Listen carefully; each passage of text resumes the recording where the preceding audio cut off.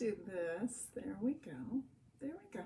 Okay. I have a slightly different setup today in terms of the devices I'm using today. And also you can see I'm standing, which means there's going to be a lot of movement. Sorry. I move a lot. So when I'm sitting, I just rock. But when I'm standing, I'm also like, so there's a lot going on. So I'll try to keep it to a minimum, but zero promises. You're welcome. Zero promises. But keeping that to a minimum. Woo! Here we go. Some live office hours today with me, Dr. Shannon Codes. And today was a day that I felt, I just finished 2 consecutive VoicePed classes on last week, or this past Wednesday. I did the adolescent and expanding voice, and then the week before that I did child voice. And those recordings are available if you missed it and you want to see those classes. Those recordings are available on my website, so feel free to take a look. But so I was feeling a little bit like, whew. So I decided not to do a full-on subject-driven live office hours today. I decided to instead do an Ask Me Anything, Ask Me Any VoicePed thing. You can ask me anything if you want, but I likely won't answer it here if it's not VoicePed related. So I decided to do a VoicePed thing. Hi there. And VoicePed Ask Me Anything. And so I had a couple of great questions come in, and also I have a couple of questions sort of sitting in my inboxes plural, and DMs. So I have a couple of questions that I want to just get to today and kind of address if I can. And I want to start with one from Maddie Tarbucks, who, if you're not following her on Instagram, get in there, follow her.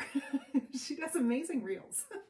Lots of terrific exercises and really terrific explanations of what's happening in the voice and all that kind of stuff. So get in there and follow. So, and I just thought I want to start with this question because it's actually a question that I could do an entire live office hours on, and that I've touched on before in other areas, but I want to address this really specifically. So she says, I struggle with first lessons. Long-term adjustments and growth are my jam, but finding that quick adjustment that allows a new student to have that dopamine release attached to experiencing exciting changes when I literally met them 10 minutes ago is a challenge.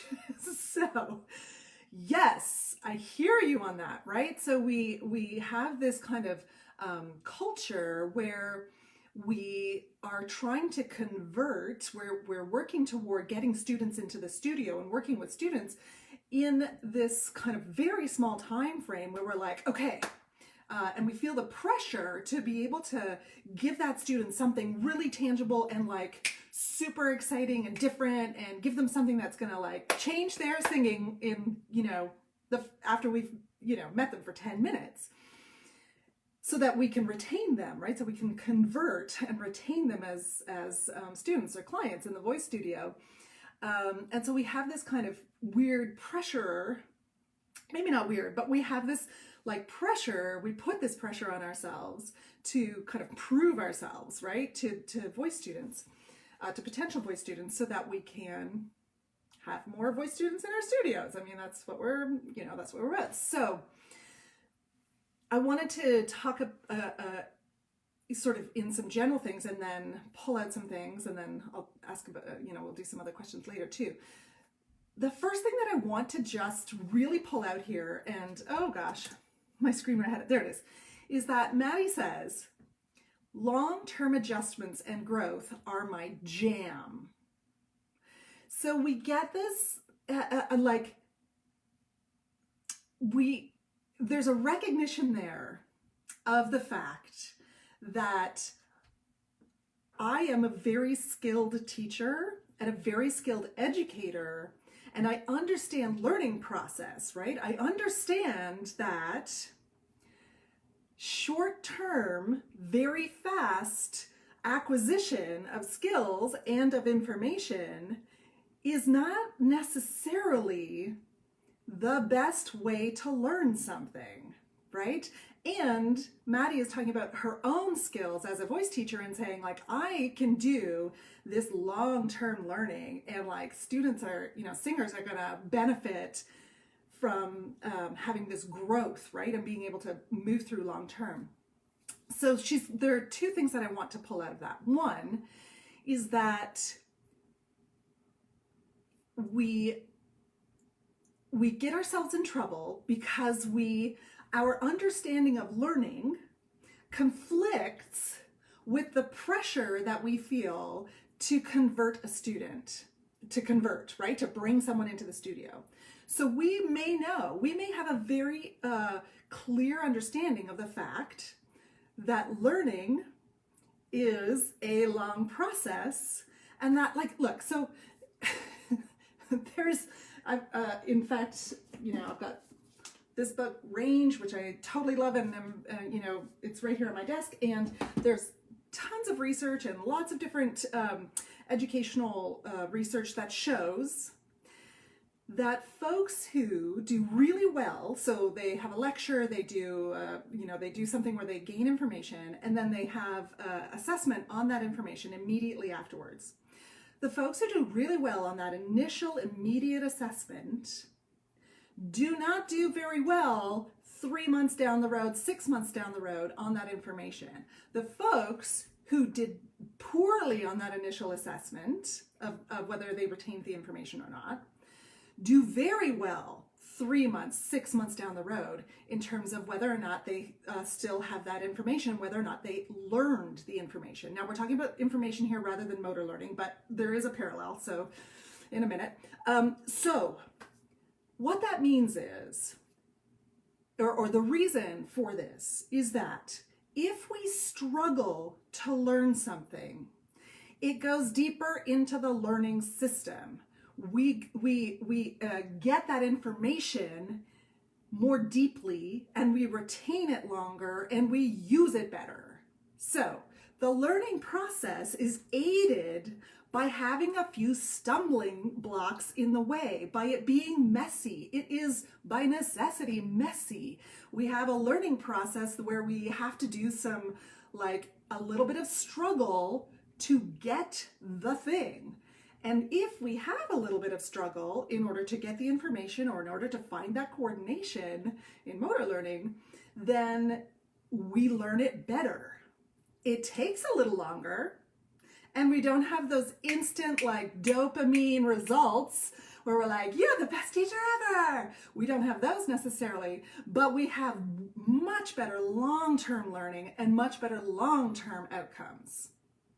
Okay, so that is something we know. We know about learning. We know this. And, we've all, maybe not all, but I'm sure you've seen or heard about or been involved in, like, master classes or adjudications or that kind of thing where you're like, oh gosh, that masterclass teacher is amazing. And they, like, they fix a thing or they change a thing, and it's like, whoa, that's amazing. And they get, like, super duper changes. And then the singer is, the next day no longer has the information or is no longer able to do the thing that they just did yesterday with the masterclass teacher, but the masterclass teacher looks like a genius. This is called, Lynn Helding calls this, what does she call it? MasterClass Syndrome. No, I can't remember what she calls it, but something, there's a, she refers to this specifically in her book, The Musician's Brain, the brain of the musician. I can't remember what it's called. I'll put a link. So this is a very specific kind of learning that we do in that shortened learning, very, like, high intensity learning environment.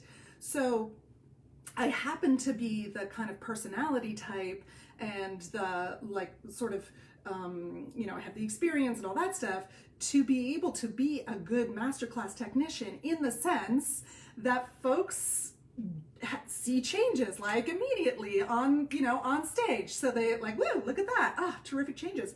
But I also know about this kind of learning that this is not necessarily deep learning. This is like on the spot, kind of like I took it in. Wow, that was amazing. And that one thing. And I also know that I'm not necessarily responsible for this deep learning, or for this learning, right? I am likely the last little piece that came in. That teacher that they've been working with for 6 years has been building. And then I like put the cherry on top and got all the credit for it in the MasterClass, right? Because the learning is messy and it takes a long time. Well, relatively long time, right? The deeper learning is messy. It takes a long time. So we know this. We know this. We understand this. Even if this is the first time that you're hearing this information given to you in this way, I am sure that on some level you're going like, oh yeah, that's true. That's true. Because, and also, so if you're a voice teacher, or no, let's say, who has had the experience in voice lessons specifically of having that like mountaintop, like, aha, phenomenal lesson, and then the next day in the practice room, you spend, like, you can't recreate it, right? So you spend a whole week of frustration trying to recreate that aha moment, that incredible like release or whatever. And then you come back to your teacher the next week and your teacher's like, okay, well, and they, maybe walk you through it and maybe you figure it out again, or maybe you don't. So we've all had those like aha moments that are useful and part of teaching and amazing. But where does the long-term change come in? In incremental forward, back, messy learning. That's where the long-term change comes in. When we've had to work for it a little bit, when there's a little bit of resistance in there, when it's a little gritty as it moves down through our memory, and through our learning processes. So we understand this sort of intuitively. And if you as a voice teacher, let me go to the voice teacher part now. If you as a voice teacher are working to have aha moments in every single lesson with every single student, you're going to be exhausted. This is not the way that learning works. And you're going to think of yourself as a bad teacher, right? As an ineffective teacher. You're going to be like, I'm not good at this. I can't do this thing. Because there's not an acknowledgement there of how learning works and how long-term growth happens and how we have these long-term growth. So I'm not saying that we don't have aha moments in lessons. Of course we do. The best aha moments come when we've been working through something, not getting it, and then it clicks in. Those are the best aha moments because I've had all this grittiness, I've had to work hard for it, I've had these barriers to learning the thing, which means that when I do get the coordination down, when it is working, aha, that's the thing. And that's the aha moments that we're looking for in voice lessons, right? We're not looking for an aha moment or a change every single lesson. It's not, A, it's not possible, B, it's exhausting, and C, it's not the way learning works. This isn't the way this works, right? So if we have this belief about the way that learning works, and at the same time we're like, but I've got to convert, right? I have to make sure that the student's first lesson has something like amazing happen in it, where they learn something really, fast and have a big change, so that they get that excitement and that dopamine hit to like want to come back for more lessons, and so I can convert them into regular students. Like if that is a cognitive dissonance, right? We've taken that on where we're like, I've got to convert, and so I've got to do something really instant here in the moment in order to give that student a reason to come back. That's on one side of the thing. Meanwhile, on the other side, we know that, as Maddie said, my jam is long-term growth. So there's this like clunk, that is cognitive dissonance, where we're trying to hold these two things in the thing and say like, yeah, I've got to do this thing, but I actually know that I'm really good this way, and also that's the way that learning works. And so what are we going to do about this? Well, first of all, if you know that long-term learning is your jam, lean the frack into that, right? And long-term learning is most of our jams as independent teachers. Most of us are working this way, right? We're working with this, like, I've got a student, if they start at 7 years old, that student is going to be with me for another, I don't know, 10 years or however long, right? This is a long-term process.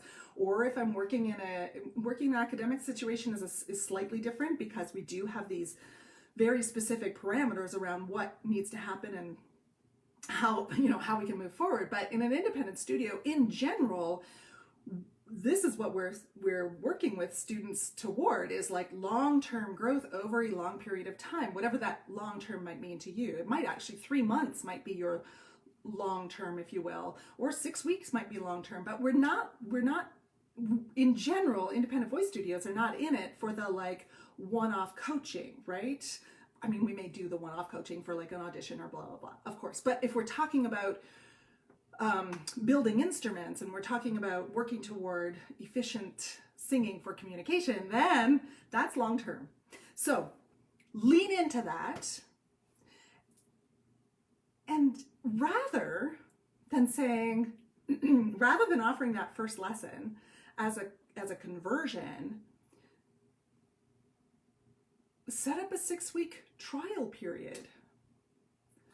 Do the thing. Like, if you know this about yourself, you know that you work the best. Students are going to get the best results if they've worked with you for 6 weeks, 3 months. They're going to start to see those results. And if you understand how learning works and you believe it, you're like, oh yeah, that's how learning works for sure. Then don't give in to the one lesson trial pressure. You don't have to. You're an independent voice studio. You don't have to do that. You're not teaching at an academic institution where people are shopping for voice teachers and trying to figure out who's going to be the best fit in one lesson. You don't have to do that. You are an independent voice teacher. You can set up your studio however you want. Make it a 6-week trial. Do the thing. That's what I did for adults, for children, for teenagers and children. I had a 6-week trial period. For adults, I had a 3 to 4 lesson. It kind of depended. I had a couple of different things in place for adult singers, and then communicate why. So you say, hey, I would love to, like if you have an application process or you have a vetting process of some sort, you say like, okay, this is through the vetting process, you're through this and terrific. Or if, you were recommended or whatever, however. And then you say, I have a 6-week commitment. I don't offer one-off voice lessons. I offer a 6-week commitment. And the 6-week commitment, by the way, should cost more than your hourly. But it comes as a package, right? So if I shouldn't say should. Do whatever you want. Do whatever you need to do. It's fine. If you're charging $100 an hour and you want to have like a 6-week trial for $500, whatever. Do whatever you need to do. I'm not telling you what to do, but I am saying like this is not a free 6-week trial, okay? So this is not free. And you frame it in this way and you educate, right? You say, hey, it is next to impossible for either myself or you as the student, and you say this to parents too, or for your child to know whether voice lessons is the right thing for you, and to know whether I'm the right teacher to help you accomplish your goals. So this is what I do in my studio. We work together for 6 weeks. I'll provide the books, I'll provide the, or whatever, the music or blah, blah, blah. We'll work together to find the repertoire and all that kind of thing. And at the end of 6 weeks, I used to do this, again, decide how you want to frame it, but at the end of 6 weeks, I'll write up a short report. I had a report template. I'll write up a short report about all of the wonderful things that is happening in the voice and all of the things that I think that we started to work on in our lessons, and all of the things that where I see things going forward and how I can support this student's goals moving forward. And then at that time, we both have right of refusal. If I decide that this student is not a good fit for my studio, that's fine. I will pass you on. I will recommend one of the other fine voice teachers in the area or online. And if you decide that I'm not the right teacher, or that I'm not the right, that voice lessons aren't the right fit for you right now, terrific. I will either pass you along to someone else, or we can figure out something for the future if you want to come back or whatever, right? So you have this language very clearly communicating. And what that communicates to students, potential students, adults, and parents is that you take this process seriously. You know what you're doing. You know how this works best. You know how you work best, right? If long-term growth is your jam, which all of us basically, yes, I hope, then communicate that, right?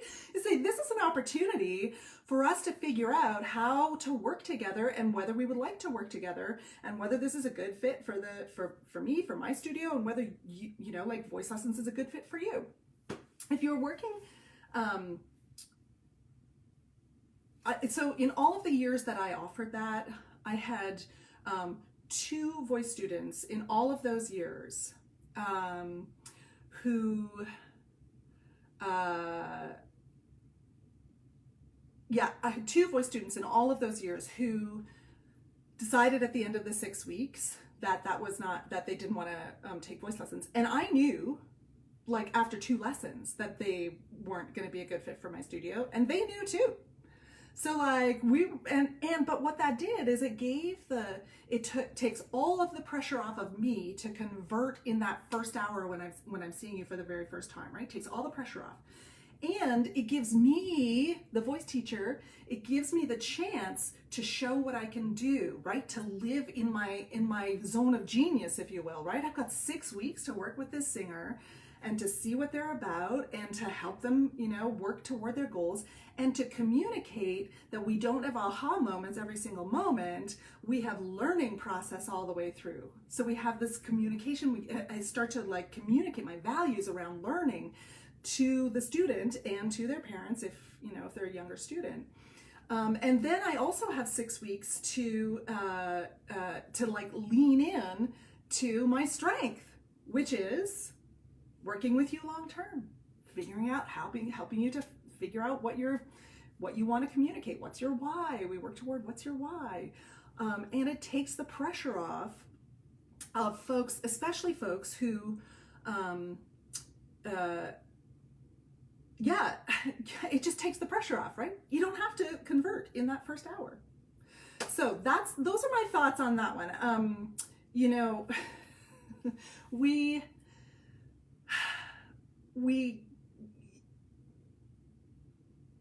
And also consider the consequences too of converting in that first hour, right? So consider the consequences. If we do convert in that first hour without really good process of vetting, what are we communicating? We're communicating that voice lessons, you're going to get a dopamine hit every single time. We're going to have this aha moment every single time. It's going to be, it's going to be this constant rush of the next plateau, like the next, achieving the next thing. It's going to be this constant rush. So that's something we're communicating, right? And we're also then taking away agency from ourselves around who we want to work with. Right? We're taking away the agency because we've put this pressure on ourselves in terms of like, I've got to have more students in the studio. I've got to convert. I've got to make sure that this person, thinks I'm a good teacher. We take that pressure right off of ourselves, and we avoid getting students in the studio who are not a good fit. It's a terrific way to avoid that, where we can just be like, okay, I know now after 3 lessons that this student is not a good fit. Some of the things that we can't figure out in one lesson, some of the things we don't know in one lesson. How does this person learn? What are the things, or some of the things that it's challenging to figure out in one lesson? How does this person learn? Does the way this person learns jive with the way that I, am able to teach? I'm out of water too. So annoying. How how much guidance and support does this student want, need, have? What's the support from home if they're a younger student? Like, there are so many things that we just can't learn in one lesson. So in academic institutions, all the time, the pressure is on voice teachers in academic institutions, right? Because students are paying a lot of money to come in to an academic institution to get a degree, etc. And they are looking, we've kind of set ourselves up poorly here in academia, because we've kind of set ourselves up as like, if you come to our school, you're going to be like, you know, the best singer ever, or you're going to have, we make these promises that are not great. And so voice students then are looking for the teacher. Thanks, Melissa. I know. It's okay. I'm fine. I'm going to be done soon. They're looking for the voice teacher who is going to, you know, and they're comparative shopping, right? They're comparative shopping. So they're like, okay, and in this 1 hour lesson, this voice teacher taught me all these things. And so I'm pretty sure if this voice teacher, you know, like, and this voice teacher didn't really gel with, and I didn't learn anything in this voice lesson, everything they asked me to do was too hard or whatever. Without taking into consideration, we have to have the grit. We've got to have a little bit of not great learning, right? So this 1 hour, like, test out the voice teacher and see whether they're going to be a good fit or not, or whether they're going to help me to accomplish my goals. Woo, that is a not great system. It's not great. And we're independent voice teachers. We don't have to do it. Nope, don't have to. Okay. So, like I said, I do the same thing with adults, or I did the same thing with adults, just on a shorter time frame. For a while there, I was doing lessons in 3 chunks or lessons in 4 chunks, so we work in, we work in 3 or 4 chunks. Now, here's the thing. There are lots of personalities out there and folks out there. I tend to have excellent conversion from the first lesson. I tend to, not always, but I tend to have excellent conversion from a first lesson, partially because of my personality type, partially because, like, you know, that's, if you know Clifton's strengths, my number 1 strength is winning others over. So there you go. I tend to have excellent conversion, because people, whether or not they have a good, like an aha moment in their technique, they tend to like me, right? So they're like, oh yeah, I want to keep taking lessons with Shannon. Blah. So I tend to have a good conversion rate, but that is not, again, I instituted a 6-week trial and like with adult singers. I put that in place because I can win almost anybody over. But do I want almost anybody in my voice studio? No, I don't. I don't want to work with all, I love working with all the people, don't get me wrong, but no, I don't actually, right? I want the ones who are going to be an ideal fit for me and who I'm going to be able to, like, we're going to have some good, like, it's going to be the right fit for my studio, and that they're, like, I'm the right fit for them, right? I want those students. Those are the students I want. So I put that in place to, like, save me from myself, if you will, right? So Maddie's kind of talking about the opposite, where she's like, I'm not sure that, like, I'm good at this long-term growth thing. And so how do I convert in 1 lesson? My answer is don't do 1 lesson. Lean into what you're good at, man. Lean into being, you're good at long-term growth. Yeah, you are. Perfect. Make long-term growth part of your initial assessment in terms of taking students into the studio, right? Absolutely. Okay. I had a couple of other questions too that I'll just, a couple of quick ones. One is a voice teacher who is working with a young baritone, relatively young baritone, so an adult, a mature, like an adult, but relatively young, who has real difficulty pitch matching.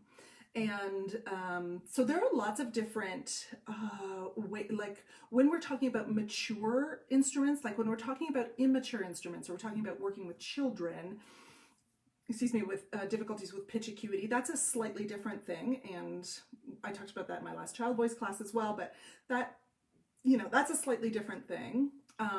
But when we're talking about working with adult singers or mature instruments where there's a difficulty with pitch acuity or pitch matching even, that's a whole other thing. And I basically, I may link a couple of resources here. Brian Lee has a blog post that I share regularly about working with, I call them uncoordinated singers. So these are not singers who can't sing or who can't match pitch or can't blah, blah, blah. It's just miscoordination at this point, right? Miscoordination actually isn't a word, but it's uncoordinated singing, right? So we've got to, like, some of the coordinations aren't working so well yet. And it's all about the yet. It's just about figuring it out, right? So the main thing that I talk about with uncoordinated singers is go slow. So slow.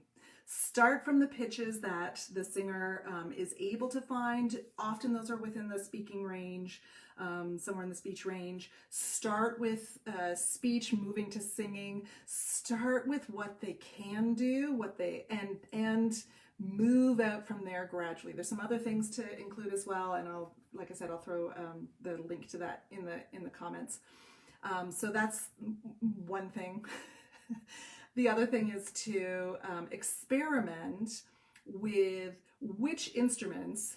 Yeah, I know it is that's a little snowy out there. Hey, Christy. It's a little snowy out there. Yeah. Start with and also then, oh gosh, lost my train of thought. Usually I can come right back to it, but I didn't come back that time. Didn't get back. Didn't come back. That's okay. It's fine. It's all good. With the trial lessons, are you offering them at a discount or the full session price? Oh, that's a great question, Desmond. Yeah, I call them a trial, but I'm very clear that you pay. Yeah, sorry, you pay for the entire thing up front. This is not a for me anyway. I did it that way. Pay for the entire thing up front, and usually, what I did is that. So a 6-week trial, for example, would cost more than 6 one-hour lessons. That's the way that I did it. But you could also do, so say you're charging $100 an hour, you could have 6, and I'm just throwing numbers out there because it's a round number. So say you're charging $100 an hour, so 6 lessons would be $600. So you could say the trial package of 6 lessons is $500. Like you could do it that way as well. It's completely up to you. The whole point is that you make the trial session, you make this session as a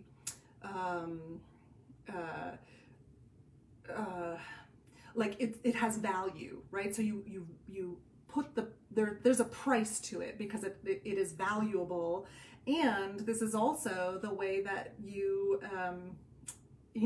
that parents, for example, can figure out whether their kid actually is interested in taking voice lessons, right? Like, this is a great way for parents to kind of figure out whether or not the kid wants to take voice lessons, or whether it was just like a sort of passing thing that they, kind of didn't want to do, and they, or their friend did or whatever. The other thing that you could do as well with a trial session is, especially if you're on a tuition plan, which I would encourage folks to look into if they haven't already, but say you have a tuition plan, or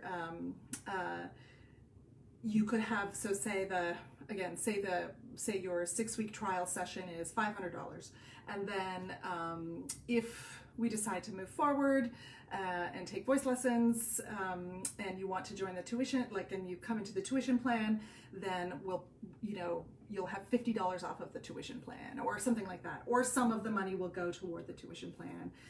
If you could do it that way as well. There are lots of ideas. I'm not figure out what works for you, certainly. The main thing is, like I said, this isn't a free trial. This is something that has value and that folks need to pay for in order to value, right? So they're going to have the understanding that this is a valuable way to know, oh, whoops, here we go. sorry, Instagram, I'm back.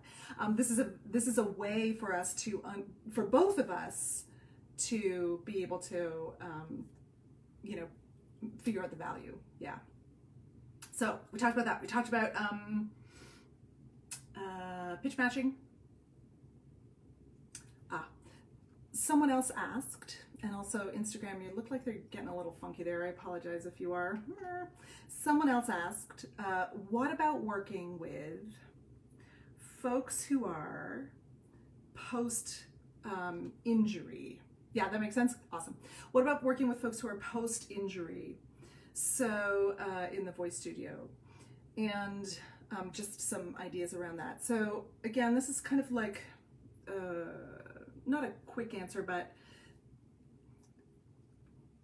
if you are not a singing voice specialist, if you are not someone who has the training, or you know, someone who has some like speech language pathology training or something along those lines, the main thing to be really two things. One is to be really intentional about no diagnoses, no saying that this is a, you know, oh, it sounds like you're healed or sounds like you're getting better, blah, blah, blah. And staying very much in the, like, what we do with all singers, which is to work toward the best coordination possible for this voice, right? To work toward what is the best coordination we can work on with this voice. So we're staying within our lane in terms of finding amazing coordination with this singer. That's the first thing. The second thing is to be as, to find someone, if you're not a singing voice specialist, to find someone, you know, first of all, to check to make sure that they're medical professionals. So whether they were working with an SLP, a speech language pathologist, or speech therapy, or whether they were working with, maybe they were working with a singing voice specialist before, or whether they, you know, whether their physician, make sure that that person has the go-ahead to be able to continue singing and to have voice lessons, right? So make sure that they are far enough from the injury to now, you know, start to take voice lessons, so that what we're working on as voice teachers then is we're working on the singing voice. We're not working on rehabilitation, right? So rehabilitation is not, with, obviously there are some, you know, there are folks out there who have credentials, who have worked for a long time, who understand the, like, there are certainly exceptions.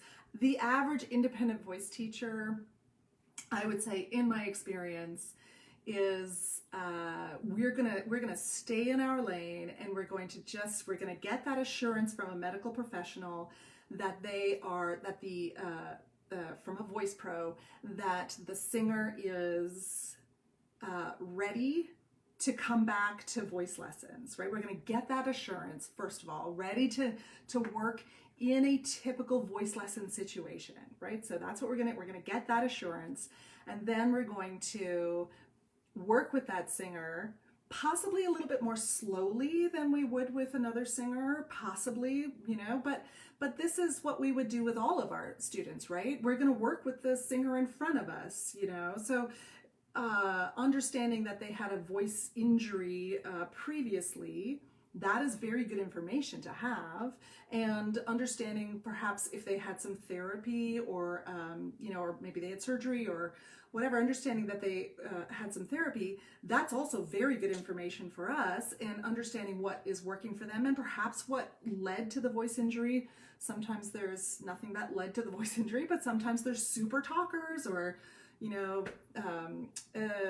our primary school teachers especially tend to end up with voice injuries because they're yell talking all the time and trying to like get people to be quiet and all that stuff. So they tend to end up with injuries more than the sort of general population. And so understanding, okay, so this is what they're doing in their real life job, And how much of what I am working on, I'm not working on necessarily modifying what they're doing in their real life job. That's the job of a therapist or a speech language pathologist. But what I'm doing in working with coordinated singing process, though, is absolutely applicable to what they're doing in their real life job, right? Like, so I'm not going to help them to modify their real life job stuff or whatever it is that maybe led to the injury. That's not what I'm going to help to modify. What I am, or to rehabilitate, that's out of my lane. But what I am going to say is, hey, that breathing that we just worked on, that breathing and that onset coordination that we just worked on, see what happens if you intentionally use the same thing in your speech. Just see what happens. You know, you're not saying to them, like, you need to change the thing and this is how you need to do the thing, but the coordination that we just discovered for singing, you can also apply it to speech, or you can also, you know, like it's the same instrument. So you're going to work with the singer in exactly the same way that you're going to work with any of your other students, with that, just with that background knowledge that there was a vocal injury, and that maybe I need to go a little bit more slowly in some areas, and maybe I need to also then, you know, draw out the, be intentional about, this is a terrific coordination, or this is a, you know, that resonance that you're using there. Let's speak the song now with the same resonance, and what about trying a little bit more of that in your daily life, if, you know, if that's where the injury may have come from. So hopefully that's useful information. We want to, the long and the short of that one is, we want to just make sure that someone who has had an injury is cleared by a medical professional to continue voice lessons. We cannot tell what's going on with the voice from listening to it. Now, we just can't.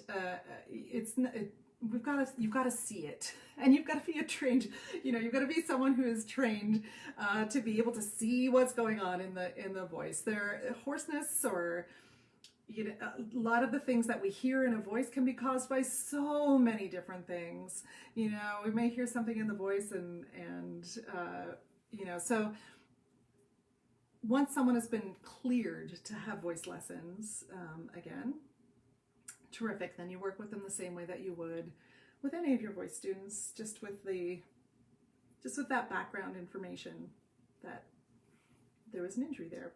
And ideally, what is super amazing and wonderful, if it's possible, is to be able to actually talk to, say, if they have worked with an SLP, is to be able to talk to an SLP and just say, like, what are some of the things that you're doing?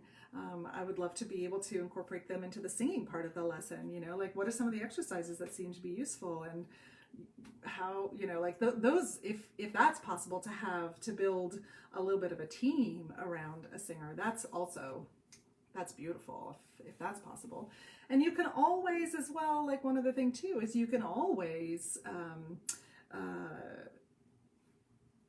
talk to, like, there are lots of wonderful voice teachers who have who have habilitation and rehabilitation credentials and understanding of how to do the thing, right? So you can always, Kate Fraser-Neely is someone who comes to mind immediately, but you can always book with one of the voice teachers who understand and have the credentials and work in this way with voice users, and just ask them, you know, to have some mentoring. Yeah. Or they can work with the student while you watch and just, you know, get some ideas and some mentoring. So again, we stay in our lane. We work on the singing voice, but with the understanding that the voice is the voice. So what are we working on? Whatever I'm working on in the singing voice is likely going to be applicable in the speech voice as well. And we'll work that way. All right. So those are a couple of the questions. I think now is a good time to end things. Yeah, we'll see what happens next week. I've had some ideas about what we're going to talk about next week, or I might do another AMA. Who knows? We'll see. and ask me anything. And then yeah, next month, so in March, we're March, like I said, coming up with a March break intensive, which is going to be terrific, I think. Looking forward to that. So registration is going to be opening at the end of February, but soon. I'll have the information up on my website soon about that. So we're doing classes on ADHD in the voice studio, autism in the voice studio, building inclusive voice studios, as well as teaching while neurodivergent. A little something some of you may know about. So we will have that information will be up soon. Take good care. Have a terrific weekend. And yeah, have a terrific weekend. Talk to you later. Here we go. Let's end that one. Yeah, gonna end that. Oh, hey, Facebook.